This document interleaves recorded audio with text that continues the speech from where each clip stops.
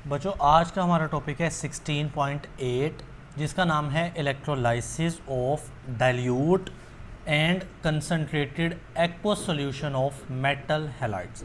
अब ये भी पिछले टॉपिक जैसा एक लंबा सा नाम है और बच्चे इन दोनों टॉपिक्स का आपस में ताल्लुक़ है। तो अगर आपने 16.7 नहीं ना सुना हुआ या नहीं अच्छे से समझ तो फिर ये समझ नहीं आने वाली। ओके, अब सबसे पहले हम लफ्ज़ मेटल हैलाइड को समझते हैं जी। तो ये लफ्ज़ है मेटल और हैलाइड्स, ठीक है। अब ये बड़ी आसान सी बात है, लग मुश्किल रही है। देखिए मेटल मतलब ऐसा एलिमेंट जो कोई मेटल होगा, जैसा कि ग्रुप नंबर 1 हो गया, ग्रुप नंबर 2 वगैरह हो गया, ये मेटल्स है ना। तो ग्रुप नंबर 1 में क्या होता है, sodium Na positive, potassium K positive, तो बेटा ये मेटल्स है, ठीक है। ग्रुप नंबर 2 में क्या होता है, calcium 2 positive, Mg magnesium 2 positive, तो ये सारे मेटल्स हैं। और मेटल को आप अगर जनरल सिंबल दो तो वो M पॉजिटिव होता है या M2 पॉजिटिव हो सकता है अगर वो इस ग्रुप में यानी ग्रुप 2 में से हो। हैलाइड्स जो होते हैं वो ग्रुप नंबर 7 के एलिमेंट्स को बोलते हैं जिनका नाम है फ्लोरीन, क्लोरीन, ब्रोमीन, आयोडीन वगैरह, इनको बोलते हैं हैलाइड्स, ठीक है। अब हैलाइड्स का अगर जनरल सिंबल देखें तो वो X होगा, देखिए ना। अगर फ्लोरीन है तो उसका सिंबल F है, क्लोरीन का Cl है, ठीक है। लेकिन अगर जनरल हैलाइड्स की बात करनी है तो उसको हम X से मेंशन करते हैं। सो मेटल हैलाइड्स क्या हुआ, मेटल फॉर M और हैलाइड फॉर X। और आपको पता है इनके ऊपर 1 नेगेटिव चार्ज होता है, Cl नेगेटिव होता है, फ्लोरीन नेगेटिव होता है, ब्रोमीन नेगेटिव होता है, आयोडीन नेगेटिव वगैरह, ठीक है। सो मेटल के ऊपर पॉजिटिव चार्ज एंड इस हैलाइड के ऊपर नेगेटिव चार्ज, यानी M पॉजिटिव X नेगेटिव होता है। अब जो मोस्ट कॉमन हम इस्तेमाल करते हैं ना, वो मेटल में से हम सोडियम ले लेते हैं Na पॉजिटिव और हैलाइड में से हम क्लोरीन ले लेते हैं, तो वो बन जाता है NaCl। तो पिछला टॉपिक भी तो सेम था ना, आपने NaCl से बनाया था ब्राइन, याद है, और फिर उसकी इलेक्ट्रोलाइसिस करवाई थी। तो आज आप सिर्फ NaCl पे नहीं रहोगे, फ़र्क पिछले टॉपिक में और इसमें क्या है कि इस बार आप सारे मेटल की जो है ना थोड़ी बहुत बात करोगे, सिर्फ और सिर्फ NaCl पे आप नहीं रहने वाले। ऑलराइट, अब अगली बात कि अगर आपको कल का टॉपिक याद हो ना, तो हमने कहा था कि NaCl का एक्वस सॉल्यूशन बनाना है ना। तो अभी भी आपको क्या करना है, एक्वस सॉल्यूशन ही बनाना है इन मेटल हैलाइड्स का। मेटल हैलाइड की सबसे कॉमन मिसाल क्या है, NaCl है। तो NaCl या कोई और मेटल हैलाइड्स का आपको बेटा एक्वस सॉल्यूशन बना लेना है, दो तरह का, डाइल्यूट और कंसनट्रेटेड। बच्चे डाइल्यूट का मतलब होता है पतला, यानी अगर आप NaCl डालते हो बहुत थोड़ा और पानी हो बहुत ज़्यादा तो ऐसा सॉल्यूशन पतला या डाइल्यूट होता है। कंसनट्रेटेड होता है गाढ़ा सॉल्यूशन, मतलब आपने ढेर सारा NaCl डाल दिया थोड़े से पानी के अंदर, तो ऐसा सॉल्यूशन होगा कंसनट्रेटेड सॉल्यूशन जी। तो बच्चे आपको याद होना चाहिए, कल का टॉपिक मैंने बताया था कि जब NaCl का सॉल्यूशन बनाते हैं ना तो दो काम होते हैं। NaCl टूटता है अपने आइंस में Na पॉजिटिव और क्लोरीन नेगेटिव आइन में। इसी तरह से जो वाटर होता है ना, वाटर, वो भी टूट जाता है किस में, H पॉजिटिव और OH नेगेटिव आइन में। तो यहाँ पे जो सिचुएशन होती है ना वो थोड़ी सी कम्प्लेक्स हो जाती है, क्योंकि दो सेम तरह के आइंस जनरेट हुए हैं, दो सेम तरह के पॉजिटिव, दो सेम नेगेटिव आइन जनरेट हुए। तो यहाँ पे कंपटीशन रहता है कि जो पॉजिटिव आइन है ना वो जाहिर है किधर को जाते होते हैं, कैथोड के ऊपर, क्योंकि कैथोड के ऊपर क्या होता है, नेगेटिव चार्ज होता है, ठीक है। सो पॉजिटिव आइन जाते हैं कैथोड के ऊपर। सो अब यहाँ पे कंपटीशन होता था कि Na पॉजिटिव ज़्यादा जल्दी जा सकता है या H पॉजिटिव ज़्यादा जल्दी जा सकता है। इसी तरह से बेटा ये जो नेगेटिव आइंस हैं इन्होंने जाना होता है एनोड की तरफ। एनोड का आपको याद है जिसके ऊपर क्या चार्ज होता है, पॉजिटिव चार्ज। तो देयर विल बी कंपटीशन कि कौन सा नेगेटिव आइन एनोड की तरफ जल्दी या फास्टर जाएगा जी। वजह साथ साथ रीड करते जाते हैं क्योंकि आपने अल्टीमेटली बुक से याद करना है। सो कहता है when the aqueous solution of metal halides, metal halides की सबसे कॉमन एग्जांपल आपने NaCl जहन में हर वक्त रखनी, आर सब्जेक्टेड टू इलेक्ट्रोलाइसिस। जब आप बैटरी देते हो, करंट देते हो और ये टूट जाते हैं ना आइंस में, सो क्या होता है, situation becomes more complicated, situation ज़्यादा कॉम्प्लेक्स हो जाती है। क्यों, due to presence of water, क्योंकि सिर्फ NaCl नहीं टूटता, अगर सिर्फ NaCl टूटता हो तो सिचुएशन इतनी कॉम्प्लिकेटेड नहीं होगी, situation will be simple. But water की मौजूदगी में वाटर खुद भी टूट जाता है, इसलिए सिचुएशन कम्प्लेक्स हो जाती है। Alright, so water is a very weak electrolyte, मतलब ये जो वाटर की इलेक्ट्रोलाइसिस हो रही है ना, वाटर के आयंस बन रहे हैं, ये कोई इतना स्ट्रॉन्गली नहीं होता।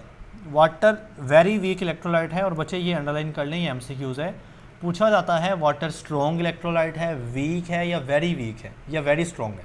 सो वेरी वीक पे आपने टिक करना है, ठीक है।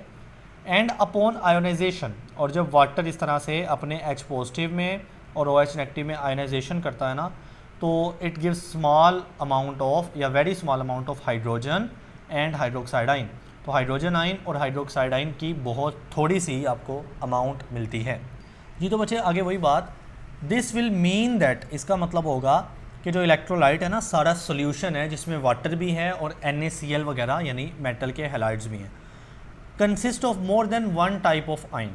तो एक से ज़्यादा टाइप के आइंस होंगे, जैसा कि पॉजिटिव 2 होंगे, नेगेटिव 2 होंगे, which will approach both the cathode and anode, जो कि कैथोड और एनोड की तरफ जाएंगे।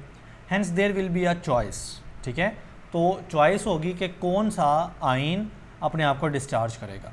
अब बच्चे डिस्चार्ज करने से क्या मुराद होता है, जैसा कि अगर सोडियम पॉजिटिव जा रहा है ना, तो इसके ऊपर एक चार्ज है, पॉजिटिव चार्ज है। डिस्चार्ज से मुराद होता है कि ये जो चार्ज है इसका ख़त्म हो जाना। और ये कैसे पॉसिबल है, वो इलेक्ट्रॉन को एक्सेप्ट करेगा और Na बन जाएगा, यानी उस पर चार्ज नहीं रहेगा। इस तरह से ये सोडियम अब डिस्चार्ज हो चुका है, ठीक है। और क्लोरीन नेगेटिव के ऊपर अगर नेगेटिव चार्ज होता है ना, सो क्लोरीन अपने आप को डिस्चार्ज करेगा और साथ में इलेक्ट्रॉन निकाल देगा। सो ये बात है कि कौन डिस्चार्ज होगा जल्दी, ये डिपेंड करता है उनकी नेचर के ऊपर। जी बच्चे आगे देखें, फॉर एग्जांपल मिसाल के तौर पर अगर एक एक्व सॉल्यूशन आप लेते हो ना सोडियम क्लोराइड का, क्योंकि ये सबसे कॉमन है ना, सोडियम यानी Na, क्लोराइड यानी Cl, तो NaCl की बात कर रहे हैं। इज़ इलेक्ट्रोलाइज्ड, आप इसकी इलेक्ट्रोलाइसिस करते हैं। सो देखें, दोनों, बोथ मतलब दोनों, सोडियम भी और हाइड्रोजन भी, क्योंकि सोडियम पॉजिटिव होता है, हाइड्रोजन भी पॉजिटिव होता है।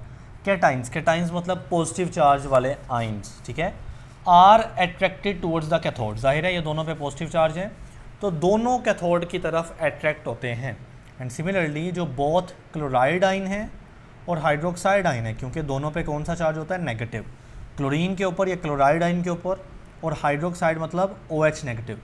सो chloride Cl negative, OH negative, hydroxide दोनों पे ऊपर क्या चार्ज होता है, negative charge. Are attracted towards the anode, तो दोनों एनोड की तरफ जाएंगे क्योंकि एनोड पे होता है पॉजिटिव चार्ज और इन दोनों पे बेटा नेगेटिव चार्ज होता है। अब वही सवाल उसने किया कि which of these ions will be preferentially be discharge depends upon the tendency of the elements to lose और गेन इलेक्ट्रॉन, यानी इनमें से दोनों नेगेटिव में से या दोनों पॉजिटिव में से कौन सा जल्दी डिस्चार्ज होगा, डिपेंड करता है कि उनकी टेंडेंसी कितनी है, ठीक है, उनकी नेचर क्या है। कुछ जो है ना वो नेगेटिव आइन दोनों में से कोई एक ऐसा होगा जिसमें इलेक्ट्रॉन को लूज़ करने, देखो ना नेगेटिव चार्जेस है ना, तो इन्होंने बेटा अपने अंदर से इलेक्ट्रॉन निकालने हैं। सो अब इनकी टेंडेंसी क्या है, यानी कौन ज़्यादा जल्दी इलेक्ट्रॉन निकाल सकता है और कौन जो है वो स्लोली इलेक्ट्रॉन निकाल सकता है, तो ये उनकी टेंडेंसी पे डिपेंड करता है। जी बच्चे, अब आपने बात को ना यहाँ तक तो बातें थी सिंपल, अब शुरू होने लगी है कॉम्प्लेक्स बातें। आपने ये जो टेबल 16.2 है ना, इसको बहुत अच्छे से समझ लेना मेरे इस लेक्चर में, ठीक है। साथ वाले पेज के ऊपर, अगले पेज के ऊपर आपको ये टेबल नज़र आ रहा है, 16.2 इसका नाम है, ठीक है। अब इस टेबल के ना बिल्कुल मिडल में आपको बेटा हाइड्रोजन नज़र आएगी। हाइड्रोजन के ऊपर कुछ मेटल्स हैं, रिमेंबर ये सारे हैं मेटल, क्योंकि हमारा टॉपिक क्या है, मेटल हैलाइड्स है, तो ये सारे मेटल्स हैं, और कुछ नीचे मेटल्स हैं, ठीक।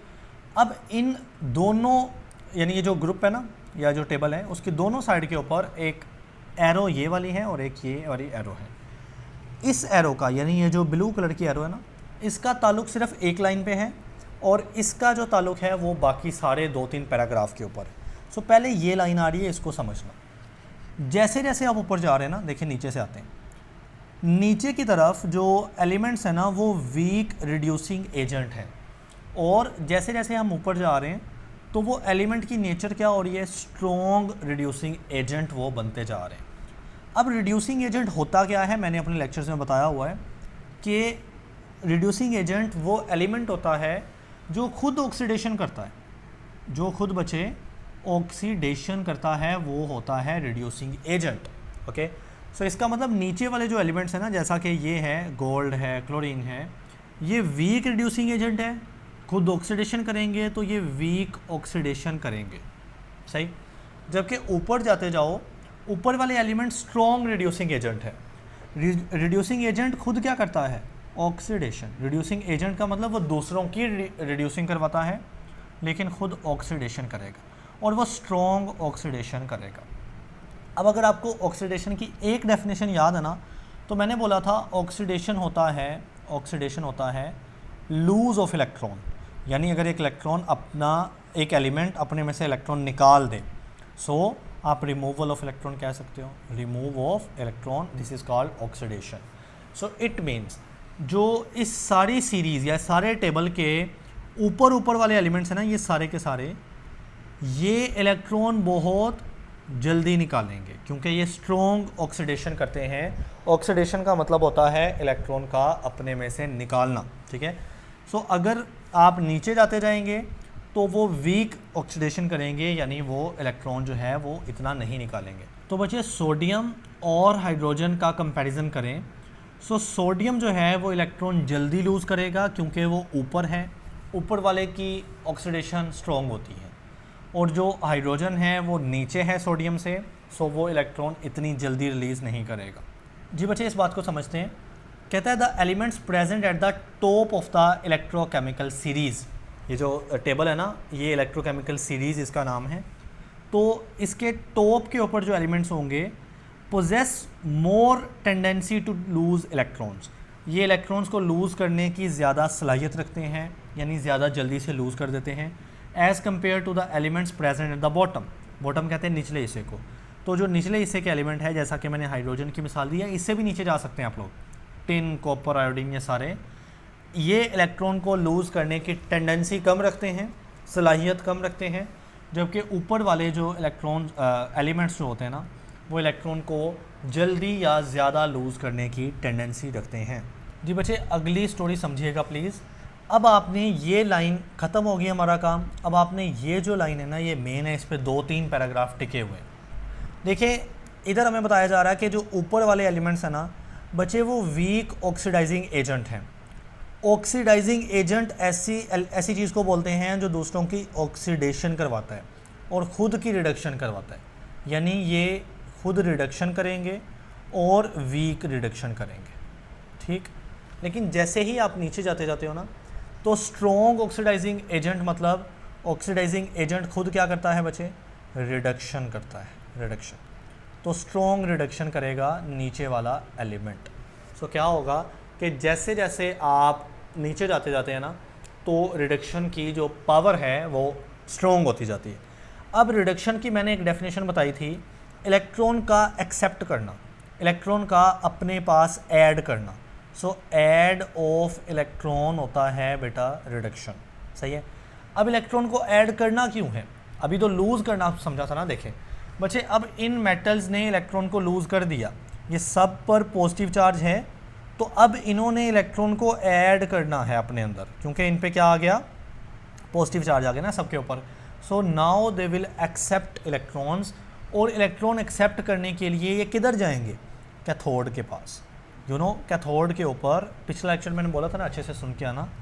सो ये कैथोड होता है, कैथोड के ऊपर आपको पता है नेगेटिव चार्ज होता है, जिसके पास ढेर सारे इलेक्ट्रॉन्स होते हैं।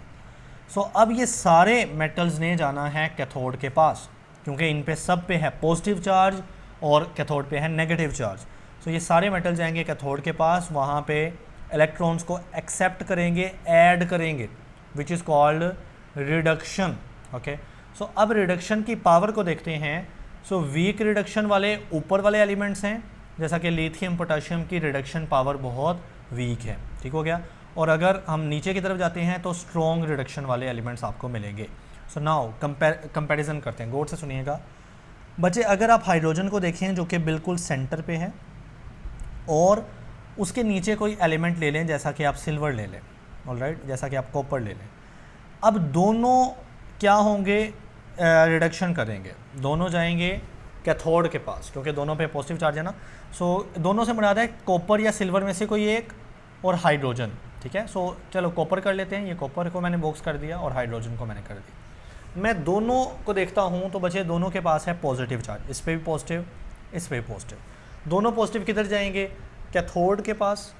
कैथोड पे नेगेटिव चार्ज होता है ना, इसलिए जाएंगे। तो ज़्यादा जल्दी रिडक्शन कौन करेगा, सो जाहिर है जो नीचे वाला है, नीचे वाला, ठीक है। नीचे वाला क्यों, क्योंकि उसकी रिडक्शन पावर बचे स्ट्रॉन्ग है, वो ज़्यादा जल्दी से इलेक्ट्रॉन को एक्सेप्ट कर सकता है। सो ये सीरीज़ जो है जिसका नाम क्या है, इलेक्ट्रोकेमिकल सीरीज़ टेबल। अगर आप इस टेबल में हाइड्रोजन से नीचे देखते हो, ठीक है, नीचे वाला एलिमेंट, तो वो ज़्यादा रिडक्शन पावर रखता है, लिहाजा वो जल्दी डिस्चार्ज हो सकता है। डिस्चार्ज होने से मुराद है कि देखें जैसे कॉपर है ना, ये जब इलेक्ट्रॉन एक्सेप्ट करेगा तो अब इस पर चार्ज नहीं रहा, ठीक है। सो ज़्यादा जल्दी रिडक्शन करेगा या ज़्यादा जल्दी डिस्चार्ज होगा, यूँ कह लें। जी बच्चे गौर से सुनिएगा, if a metal is below hydrogen, hydrogen से नीचे कोई है तो इलेक्ट्रोकेमिकल सीरीज़ के अंदर, देन द मेटल आइन इज़ डिस्चार्ज, तो हाइड्रोजन डिस्चार्ज नहीं होगा, क्योंकि हाइड्रोजन ऊपर है, हाइड्रोजन की पावर थोड़ी, रिडक्शन की पावर कम है, डिस्चार्ज होने की पावर। तो फिर वो जो मेटल आइन है जो कि नीचे है ना, वो जल्दी डिस्चार्ज हो जाता था, ठीक है। अब इनकी मिसाल क्या है, लाइक कॉपर हो गया, सिल्वर हो गया, और मैंने भी आपको इन दोनों पे निशान लगाया, कॉपर या सिल्वर। बेटा आपको सारे तो याद होने वाले नहीं हैं, तो जो टेक्स्ट के अंदर, बुक के अंदर लिखे ना कॉपर और सिल्वर, सिर्फ इनके नाम याद रख लो। आपसे पूछा जा सकता है कि कॉपर और सिल्वर हाइड्रोजन के मुकाबले में जल्दी डिस्चार्ज होते हैं या लेट होते हैं, तो जाहिर सी बात है ये जल्दी डिस्चार्ज होंगे, क्योंकि ये हाइड्रोजन से नीचे हैं। हाइड्रोजन से जितना नीचे और उतना ही ज़्यादा उसमें रिडक्शन या डिस्चार्ज होने की पावर। अब वही मिसाल के if diluted copper chloride is electrolysed, तो copper metal is obtained at cathode, क्योंकि वाटर नहीं जाएगा, कॉपर मेटल जाएगा। कॉपर के ऊपर भी पॉजिटिव चार्ज होता है ना, और जो वाटर में H पॉजिटिव है वो भी पॉजिटिव चार्ज होता है। तो हाइड्रोजन के नीचे है कॉपर, लिहाजा कॉपर जाएगा और कैथोड के पास, और वहाँ पे जाके डिस्चार्ज हो जाएगा। अब बच्चे कहानी को ऊपर की तरफ लेकर आते हैं। तो अब देखें, अगर मैं कोई एलिमेंट जो ऊपर पड़ा है, जैसा कि बच्चे सोडियम पड़ा हुआ है, ठीक है, जैसा कि वाटर पड़ा हुआ है, इनका कंपैरिजन करता हूँ ना हाइड्रोजन के साथ। अब देखें इनके ऊपर भी पॉजिटिव चार्ज है, सोडियम पॉजिटिव, वाटर के ऊपर भी पॉजिटिव उसमें आ जाएगा ना, तो वाटर को चले छोड़ दें, आप कैल्शियम कर ले, पोटेशियम कर ले, इन पे पॉजिटिव चार्ज है, ऑलराइट। और हाइड्रोजन के ऊपर भी क्या है, H पॉजिटिव चार्ज। अब अगर ये दोनों का कंपैरिजन करें, ये दोनों पॉजिटिव चार्ज हैं, ये भी जाएंगे किधर, कैथोड के पास, तो इनमें से जल्दी डिस्चार्ज कौन सा होगा, जाहिर सी बात है वाटर, हाइड्रोजन, सॉरी हाइड्रोजन, क्योंकि हाइड्रोजन इस बार नीचे है, ये एलिमेंट्स ऊपर हैं। हाइड्रोजन नीचे होने की वजह से इसका जो रिडक्शन पावर है नीचे वालों की ज़्यादा है ना, सो हाइड्रोजन की ज़्यादा होगी, लिहाजा हाइड्रोजन गैस आपको कैथोड पे मिलेगी, क्योंकि जब हाइड्रोजन जाएगा H पॉजिटिव, ये इलेक्ट्रॉन को जल्दी एक्सेप्ट कर लेगा और ये तब्दील हो जाएगा H2 गैस की शक्ल में, ऑलराइट। सो अगर आप सीरीज़ के ऊपर वाले एलिमेंट को हाइड्रोजन से कंपेयर करते हो कि कैथोड के ऊपर जाके कौन सा जल्दी डिस्चार्ज होगा, दैट विल बी हाइड्रोजन। लेकिन अगर हाइड्रोजन से नीचे वालों को कंपेयर करते हो तो वो नीचे वाला एलिमेंट जल्दी डिस्चार्ज होगा, hydrogen will be late discharge. So अब बच्चे इसको देखते हैं, कहता है कि if a metal is placed higher in the electrochemical series then hydrogen, अगर हाइड्रोजन से ऊपर पड़ा हुआ है इलेक्ट्रोकेमिकल सीरीज़ में, तो then hydrogen ion is discharge, मैंने ये सही नहीं पढ़ा, then hydrogen ion is discharge, तो हाइड्रोजन डिस्चार्ज होगा, जो हायर एलिमेंट है, जो ऊपर वाला एलिमेंट है, वो इतना डिस्चार्ज नहीं हो सकता। अब इसमें कौन से मेटल आ जाते हैं, जैसा कि लिथियम, सोडियम और मैग्नीशियम, अगले टेबल में आपको ये सारे मिल जाएंगे, लिथियम मिल जाएगा, मैग्नीशियम मिल जाएगा, सोडियम मिल जाएगा। तो आप यही 3 मिसाल कर लें जो टेक्स्ट के अंदर गिवन आपको मिलेगी, ऑलराइट। अब बच्चे वही मिसाल, if diluted solution of sodium chloride, अगर आप NaCl का सॉल्यूशन लेते हैं, NaCl का, ठीक हो गया, इलेक्ट्रोलाइज, उसको इलेक्ट्रोलाइज करते हैं, तो आपको हाइड्रोजन गैस मिलेगी कैथोड के ऊपर, क्योंकि 2 यहाँ पे कंपटीटर है ना, एक हमारे पास है H पॉजिटिव जो वाटर से आया, ठीक, और एक है Na पॉजिटिव। अब ये देखना है कि कैथोड के ऊपर कौन सा चला जाएगा, ठीक है। सो देखें बच्चे, Na पॉजिटिव सीरीज़ में ऊपर पड़ा है, हाइड्रोजन पॉजिटिव नीचे पड़ा है, तो नीचे वाला जो है वो ज़्यादा डिस्चार्ज होने की पावर रखता है या रिडक्शन पावर रखता है। सो आपको हाइड्रोजन गैस मिलेगी, सोडियम वहाँ पे नहीं मिलेगा। अब बच्चे आगे समझिएगा, आज का आखिरी जो टॉपिक है वो, मतलब आखिरी बात, हाइड्रोजन के जो बिल्कुल साथ पड़े निकल और जो लेड है ना, इनकी स्टोरी मज़ीद कॉम्प्लिकेटेड है। क्यों? क्योंकि ये हाइड्रोजन के इतने दूर नहीं है। एक तो होता है ना हाइड्रोजन के बहुत ऊपर पड़ा सोडियम है, उसकी तो समझ आती है कि अच्छा खासा डिफरेंस है तो हाइड्रोजन जल्दी डिस्चार्ज हो जाएगा और जो सोडियम है वो लेट डिस्चार्ज होगा। लेकिन ये जो निकल और लेड हैं बच्चे, ये हाइड्रोजन के बिल्कुल हमसाए हैं, दोनों की रिडक्शन पावर में कोई इतना फ़र्क नहीं है। तो अब कौन जल्दी डिस्चार्ज होगा? दोनों ने देखे ना, दोनों ने जाना किस पे, कैथोड पे। इनके ऊपर भी पॉजिटिव चार्ज है, हाइड्रोजन के ऊपर पॉजिटिव चार्ज है, तो इन दोनों को अगर देखा जाए तो दोनों जाएंगे कैथोड नेगेटिव की तरफ। ठीक हो गया? सो अब इनमें से जल्दी डिस्चार्ज कौन सा होगा, डिपेंड करता है बच्चे कंसंट्रेशन के ऊपर। किस पर डिपेंड करता है? कंसंट्रेशन के ऊपर। जी बच्चे देखें, दो मेटल है, एक का नाम है निकल, ठीक, और एक का नाम है लेड। दोनों ज़ाहिर है मेटल है, हमारे टॉपिक का नाम ही क्या है, मेटल हैलाइड।